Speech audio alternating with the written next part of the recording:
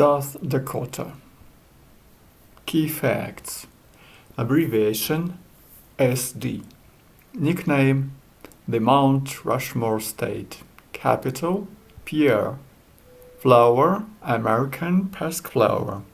Tree Black Hills spruce. Bird ringneck pheasant. Soil healthy loam. Motto Under God the people rule.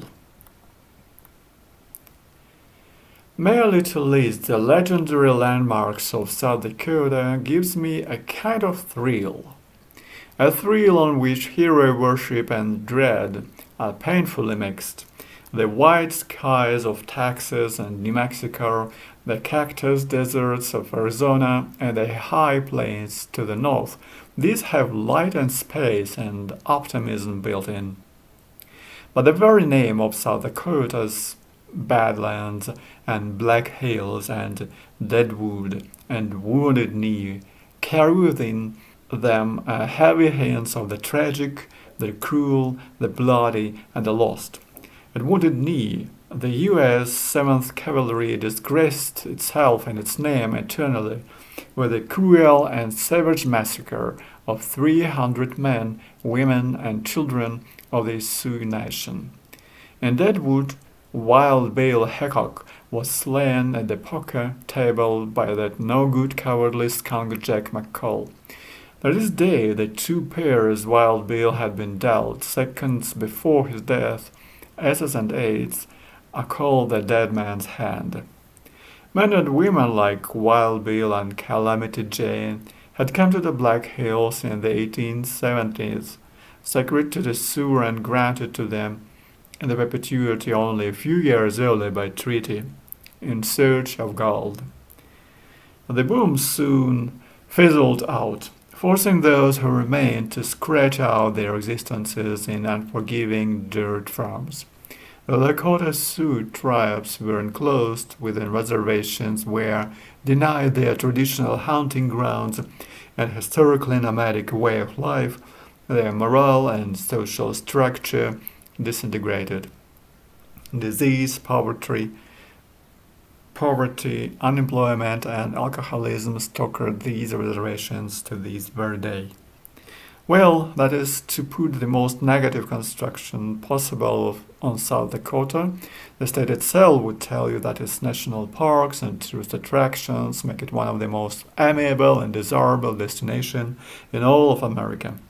Certainly, Mount Rushmore attracts an average of nearly 6,000 people a day, and I have every intention of being one of those 6,000. But first, in deference to the Lakota people, I am on my way to another monument, the largest sculpture in the world.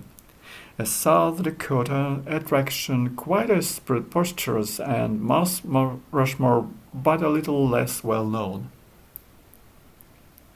Crazy Horse. Lakota is the word I will use from now on to describe the major Plains Indian tribe of South Dakota, often also referred to as the Sioux. They are divided into 7 council forests, such as Oglala, Papa, and Minneconjou, but unless it's necessary, I will say Lakota. Lakota also refers to their language, which is not to be confused with Dakota or Nakota, but that is another story. In 1868, the Lakota were granted by the Treaty of Laramie all rights of possession over the Black Hills, which they held secret.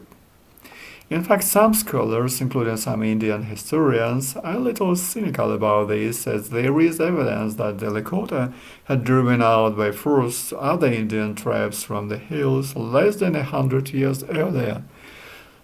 In any event, it was the Lakota's arch nemesis, General Custer, who returned from the Black Hills in 1874 bearing talk of gold, which resulted in an instant betrayal of the treaty. The Lakota got their final revenge on Yellow Hair at the Battle of Little Big Horn 2 years later, a victory that soon turned to a defeat as the U.S. Army exacted its own revenge the following year, capturing and killing Chief Crazy Horse. It is to the Crazy Horse monument that I have come.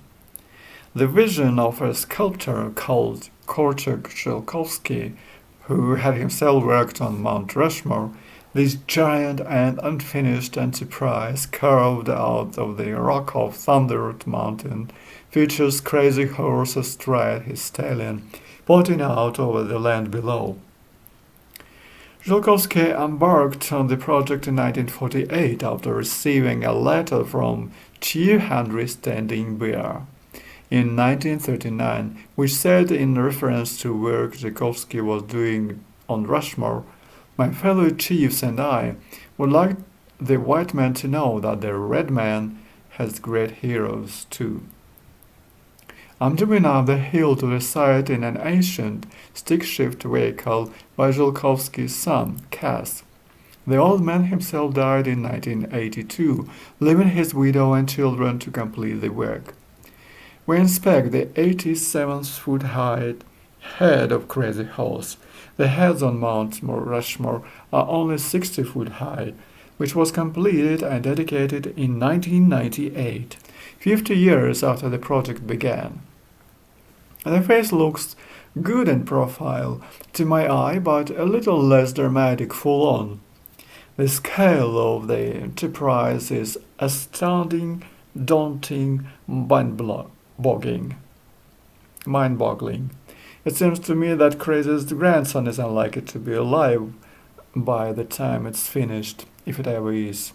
The monument is also controversial, so some would dismiss it on the grounds of taste alone, for it must be admitted it does resemble the horse, especially the tackle design in rock crystal advertised every week in the Sunday supplements and celebrity gossip magazines. A more serious criticism is leveled by some Lakota Indians who believe that the very idea of carving a human sculpture into a mountain is degrading and insulting. They call attention to the fact that it's in his lifetime Crazy Horse refused to be photographed. It is all very difficult. For my part, I applaud the idea behind memorizing a romantic warrior chief like Crazy Horse, whose tragic and noble life should be remembered by all. On the other, I do wish something less distressingly kitsch could have been managed. Rushmore. Mind you, Mount Rushmore itself, it's exactly the Parthenon of the Sistine Chapel either. After the naive daftness of the Crazy Horse monument, I find the pompous idiocy of those four presidents somehow more risible still. Wishing to show respect, or feel a vicarious thrill of admiration and pride, I can only giggle, for which I am very sorry. Any loyal American who feels outraged and assaulted is free to explode with derisive snorts of laughter at any British equivalent. Reservation. On my way to Pine Ridge, the second largest Indian reservation in America, I drive through the South Dakota Badlands. The landscape here is like no other. Beautiful but strange, contorted and dreamlike. The highway winds on for miles and miles past weird rock formations, parched gullies, and gray windswept plains until I turn off the Blacktop Road and head for my destination. The settlement of Porcupine is reached by a brown dusty track called Indian Service Road 27. In a desperate attempt to make it sound more touristically attractive, some has given it the pointless sobriquet, the Bigfoot Trail. I have come to talk to Russell Means, a celebrated and controversial American Indian writer, activist, and latterly film actor. I've been reading his autobiography, Where White Men Fear to Tread, and I am anxious to meet him. Means comes across gloriously like the noble and romantic Indian chief once imagination. A mahogany face, hawk nose, hair braided into long plaits, and a voice that summons drums in the mind. He is angry, however, and as he tells his life story, his rage at what the white man has done to the Indian surfaces. He tells of his early days drifting around America at the whim of the Bureau of Indian Affairs, his political enlightenment and recruitment into AIM, the American Indian Movement, which paralleled for the Indians what the Black Panthers were doing for the African Americans. All this led to the sitting of Mount Rushmore, on which he famously relieves himself, and the occupation of Wounded Knee, a 71-day siege that captured the attention of the whole world in 1973. Beyond this rhetorical gift, his genuine fury and his unquenchable energy make him a splendid subject for interview. He has some views which are unsustainable in fact and unorthodox to the point of lunacy. There are no Lakota words for war or weapon, he tells me firmly at one stage, adding that the whole idea of warlike Indians was invented by the Europeans. He overplays the spiritual Earth Father card in that tiresome way that suggests all Europeans are emotionally constipated, materialist, bellicose, territorial, and entirely without spirituality and their history or culture. Such exaggerations, distortions, and wishful thinking do little to add credibility to his course, which has now become the cession from America of the entire Lakota people, whom has declared a sovereign nation with rights over the Dakotas, and large parts of the neighborhood create plains states, withdrawing his new nation from all existing treaties with the United States. He claims that some UN countries are interested in recognizing this new state, and he is dismissive of the majority of the Lakota people who have not followed him and whom he doesn't, in any political sense, represent, comparing them to the French and other Vichy rule. For all his faults, vanities, and bombastic overstatements, I admire Russell Means enormously. He has behaved with extraordinary courage throughout his life and been a passionate, eloquent, and determined advocate for his people. Wounded Knee. The next morning I stop off a Wounded Knee. I try to imagine being born an American Indian in today's United States. Who am I? What are my prospects? A life of alcohol and sugar-rich junk food, which my system has not evolved to process without the risk of alcoholism, obesity, and diabetes, and the grim specter of almost permanent unemployment. I will have nothing to look back on but an outrageous history of cruelty, betrayal, and neglect by the white man, a heritage of such monstrous crimes as the Wounded Knee massacre and the sentimentalist view of the previous and unsullied holy perfection of my own people.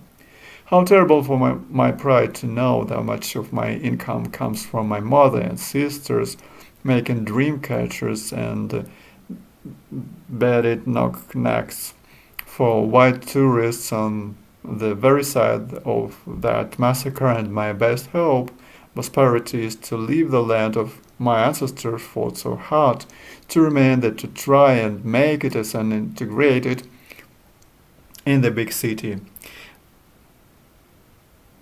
Why would I not come bitter and angry? Well, the Lakota disputed sheriff Amy tells me that such negative thinking must stop. It is time, he said, for young Indians to shake off their sense of being victims and to take responsibility for who they are now. We can go on howling about the past or we can embrace the future. Mel is married to a white woman, Lisa, who happens to be the local tribal court judge. She lets me sit on a sad case of elder abuse. That evening I watched the children at Pine Ridge High playing their hand game, a traditional Lakota beating game. I listen to the boys drumming and chanting, and I sit in on a class in which traditional decorative beading is being taught. In another one-to-one class, a young boy called Jesse is being taught the Lakota language by his grandfather. Somewhere between Deputy Sheriff Mel's insistence that his people must forget the past and the sight of young Lakotans enthusiastically connecting with their ancestral traditions, must lie a future in which these proud and abused people can lead fulfilled modern lives without turning their back on their history or losing their unique identity. To be honest, I had been dreading 3 nights on a reservation. In the end, I enjoyed myself here as much as I have anywhere.